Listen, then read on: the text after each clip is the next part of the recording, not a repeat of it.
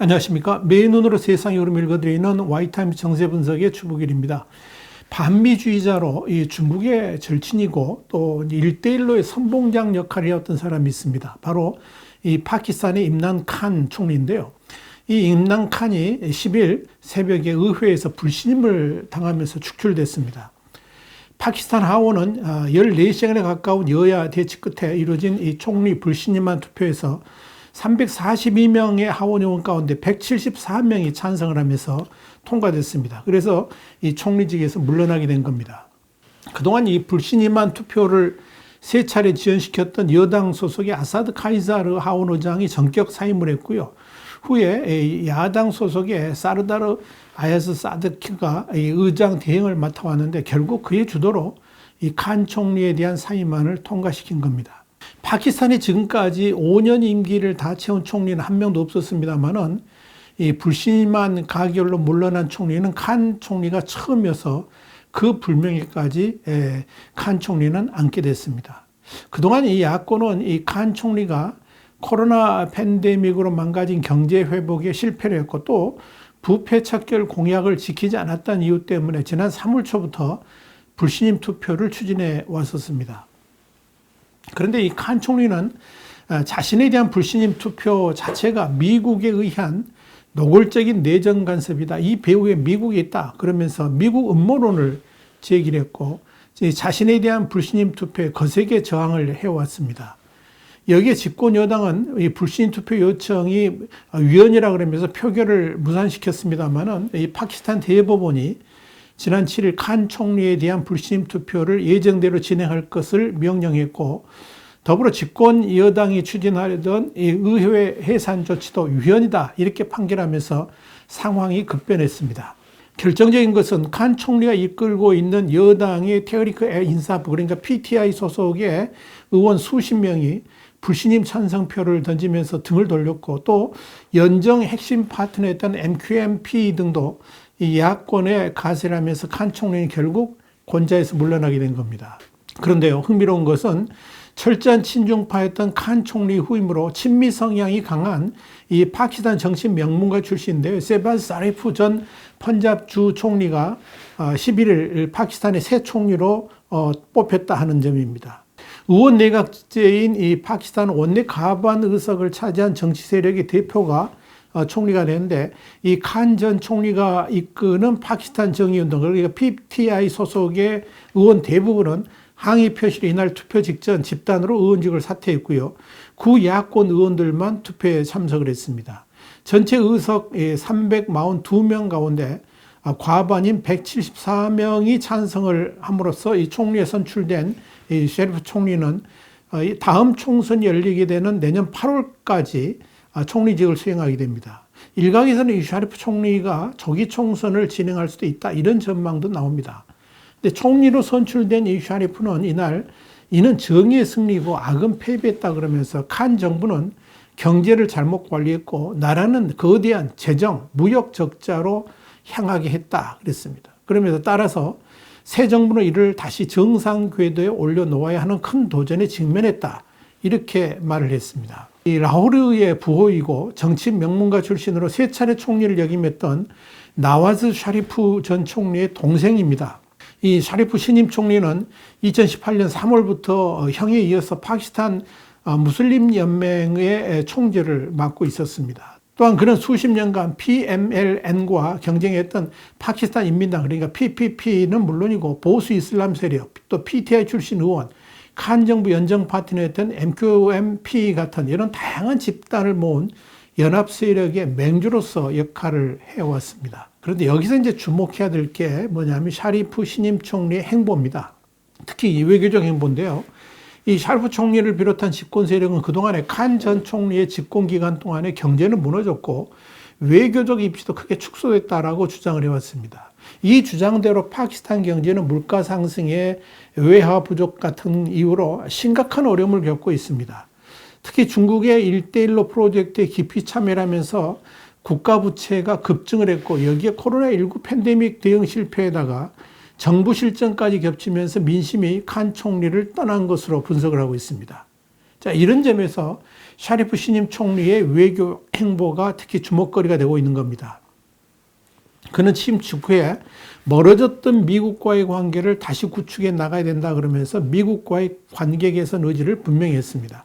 또한 앙숙 관계였던 인도를 향해서도 더 나은 관계가 필요하다 그러면서 카슈미르 분쟁을 해결하고 양국의 가난 종식을 위해서 노력하자라고 말해서 그 행보가 관심을 끌고 있습니다. 물론 중국을 향해서도 1대1 사업의 속도를 낼 것이다 라고 운을 떼긴 했습니다만 과거 칸 총리의 외교 방향하고는 상당히 다를 것이다. 이런 전망이 나오는 겁니다. 자, 확실한 친중파였던 칸 전 총리가 실각을 하고 후임으로 친미 성향의 샤리프 총리가 선임되니까 이 중국은 당황하는 눈치가 역력합니다. 이 자우리젠 외교부 대변인은 11일 중국이 파키스탄의 정치 상황을 예의주시하고 있다. 그러면서도 이 파키스탄은 가까운 이웃이자 핵심 친구로서 그동안 유지해왔던 양국 간 우호 정책을 확고히 고수해 나갈 것이다. 이렇게 밝혔습니다.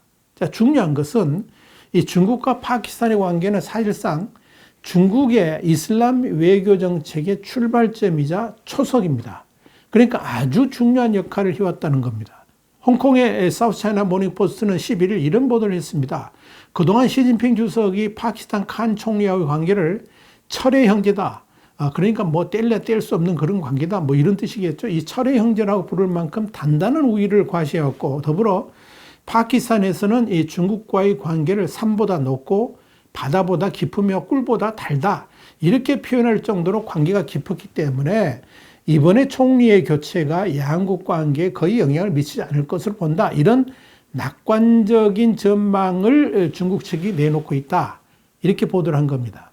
상하이 국제문제연구소의 류종희 부연구원도 사우스차이나 모닝포스트에 이런 말을 했습니다. 샤리프 신임 총리가 펀잡주 책임자로서 620억 달러 규모의 중국 파키스탄 경제회랑, 이걸 CPEC라고 그러는데 이 CPEC와 관련된 문제를 처리한 경험이 있다 그러면서 이 중국과 파키스탄의 우호 관계에는 변함이 없을 것이다. 이렇게 내다봤습니다. 그러나 사우스차이나 모닝포스트는 파키스탄은 오랫동안 군부 통치를 받았던 그 시기에 미국 친화적 외교를 해왔지만 전임 칸 총리는 미국을 강력하게 비판하면서 중국과 러시아와 긴밀한 관계를 발전시켜왔다 그랬습니다.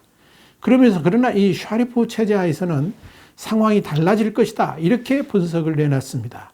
실제로 샤리프 총리 선임 직후에 파키스탄 육군 참모총장 카마르 자베드 바즈와는 이슬라마바드에서 열린 포럼에서 이런 말을 했습니다. 파키스탄이 미국과의 관계 확장을 모색하고 있다. 이런 말을 한 겁니다.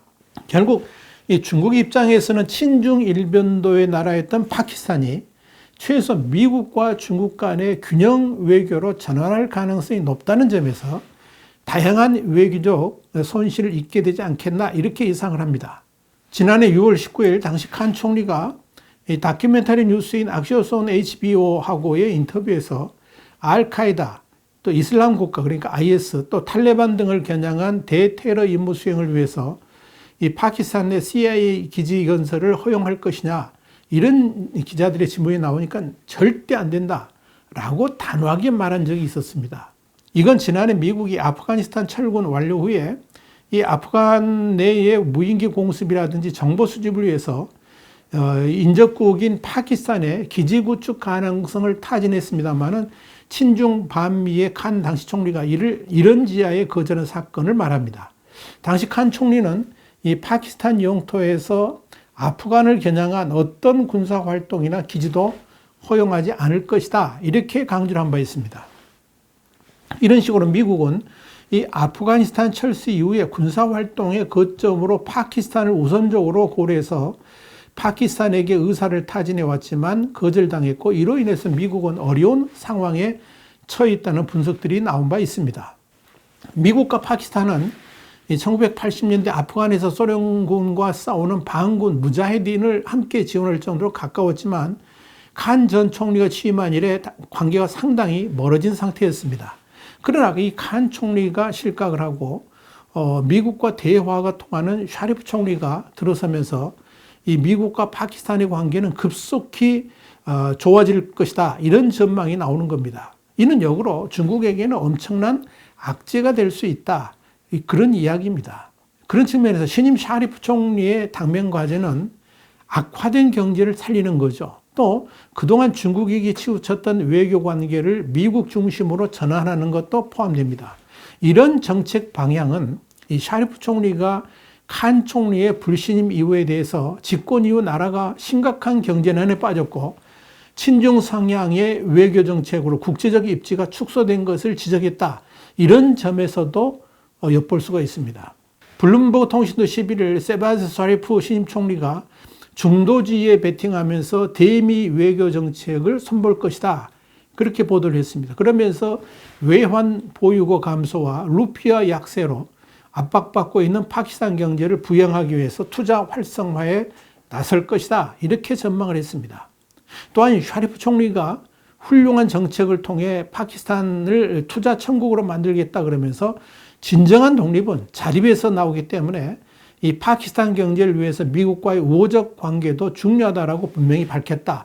이렇게 블룸버그 통신은 전했습니다.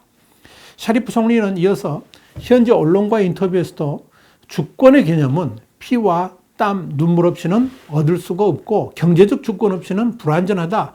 이렇게 강조를 했습니다. 그러니까 무엇보다도 경제 활성화에 방점을 두겠다 하는 뜻이죠.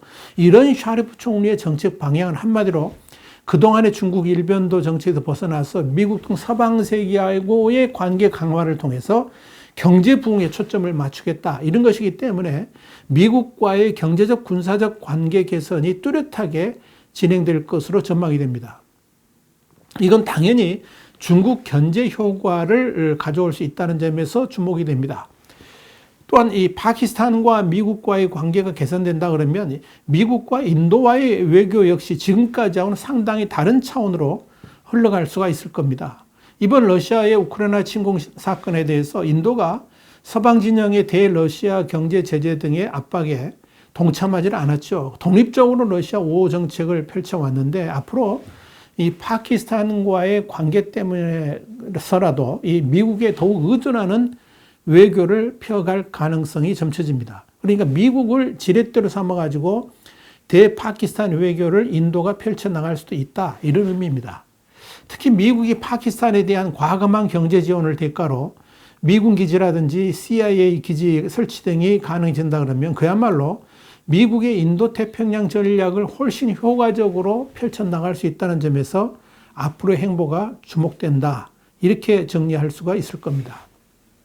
근데 그럴 가능성이 상당히 커 보입니다. 그동안 이 파키스탄은 이 아프가니스탄에서의 미군 철수 이후에 아프가니스탄 내의 탈레반 같은 무장 세력이 국경을 넘어오는 것에 대해서 깊은 우려를 가지고 있었습니다. 따라서 미군이 이 파키스탄 내의 정찰 활동 등을 위한 군사기지를 허용함으로 인해 가지고 국경 관리에 나설 수도 있고 이를 대가로 경제적 지원도 요청할 수 있다. 이런 이야기도 나옵니다.